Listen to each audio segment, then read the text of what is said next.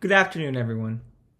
Space today is rapidly becoming a contested, congested, and competitive domain. We now have over 12,000 operational satellites and more than 130 million pieces of debris orbiting the planet Earth.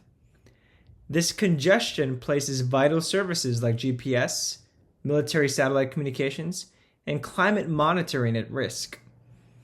Despite the scale of this problem, existing global frameworks are largely voluntary.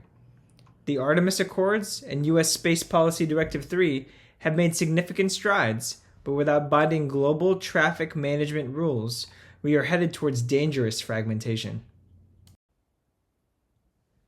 Over the past decade, researchers have identified key best practices for space traffic management. We know data sharing improves collision avoidance. We know that standardized maneuver protocols enhance spaceflight safety. Yet actual implementation lags behind. Voluntary guidelines like those issued by the UN lack mechanisms for accountability or dispute resolution. Regional systems such as the United States TRACS program and Europe's EU SST show technical competence but remain siloed, limiting interoperability. More importantly, legal frameworks like the Outer Space Treaty of 1967 have not yet been modernized to address today's commercial boom. A major research gap remains. How can sovereign states, driven by commercial and military ambitions, be incentivized to submit to global governance structures without seeing it as a threat to their autonomy? Bridging this trust deficit is essential. Several critical stakeholders shape the space traffic management ecosystem. Public actors like NASA, the European Space Agency, and the UN bring diplomatic authority and technical capability. Private sector leaders such as SpaceX, Leo Labs, and Astroscale innovate rapidly, but often resist regulation to maintain market advantages. Non-governmental organizations like the Secure World Foundation play an essential role as neutral conveners, trusted by both government and commercial players. Emerging space nations like India, South Korea, and Brazil have increasing stakes in how space governance evolves. Ideal leadership emerges through coalitions. Space Secure World Foundation as a diplomatic facilitator, NASA and the European Space Agency providing a technical backbone, and the UN offering an international policy platform. Resistance will come from entrenched interests wary of limiting operational freedom, particularly from major military space powers and hyper-competitive commercial startups. The proposed path forward is to establish a formalized ICAO-style governance structure for space traffic management.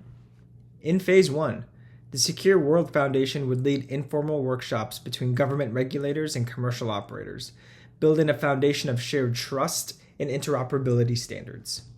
In Phase 2, this would be codified into voluntary agreements among willing early adopters, particularly the United States and the European Union, and trusted emerging space nations. In Phase 3, after demonstrating the economic and safety benefits of such coordination, broader participation would be encouraged through integration into international institutions like the United Nations or newly created multilateral space traffic management agency. A critical part of the campaign is messaging, framing space safety not as a restriction, but as an enabler of free, long-term economic development in orbit. We currently stand at a strategic inflection point. Private launches are expanding exponentially. Mega constellations like Starlink from SpaceX are deploying thousands of satellites into low Earth orbit as we speak.